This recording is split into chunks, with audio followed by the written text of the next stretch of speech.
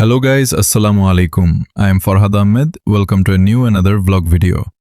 আজ আমরা ঢাকা শহরের অন্যতম ঐতিহাসিক স্থাপনা আহসান মঞ্জিল ঘুরে দেখব। আমাদের যাত্রা শুরু হচ্ছে যাত্রাবাড়ি থেকে।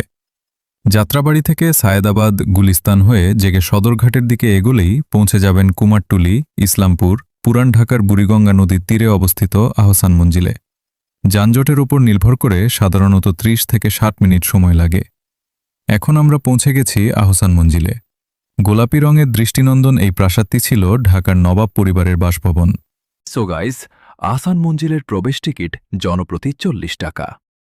1859 সালে নবাব আব্দুল গনি এটি নির্মাণের কাজ শুরু করেন এবং পরে তার ছেলে নবাব খাজা আহসানুল্লাহের নামে এর নামকরণ করা হয় আহসান মঞ্জিল। প্রাসাদটি মূলত ইট, চুনসুরকি, বালি, পাথর ও কাঠ দিয়ে নির্মিত। ইউরোপীয় ও মুঘল স্থাপত্যশৈলীর সমন্বয়ে তৈরি এই ভবনের মাঝখানে রয়েছে আসপেক্টে একটি বিশাল গম্বুজ, যা দূর থেকেই চোখে পড়ে। বর্তমানে আহসান মঞ্জিল একটি জাদুঘর। এখানে মোট 31টি গ্যালারি রয়েছে। প্রতিটি গ্যালারিতে নবাব পরিবারের ব্যবহৃত আসবাবপত্র, রাজকীয় খাট, টেবিল, চেয়ার, ঝাড়বাতি, আয়না, মূল্যবান তৈজসপত্র, পুরনো ছবি, দলিল এবং ঐতিহাসিক নিদর্শন সংরক্ষিত আছে। এছাড়া রয়েছে সুন্দর দরবার হল, ডাইনিং রুম, শয়নকক্ষ, অতিথিকক্ষ, বারান্দা এবং বিশাল সিঁড়ি, যা এই প্রাসাদের সৌন্দর্য আরও বাড়িয়ে তুলেছে।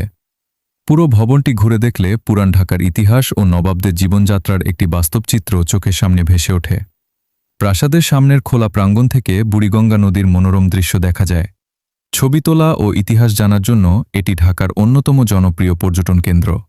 আপনি যদি ইতিহাস, স্থাপত্য ও ঐতিহ্য ভালোবাসেন, তাহলে জীবনে অন্তত একবার হলেও আহসান মঞ্জিল ঘুরে দেখা উচিত।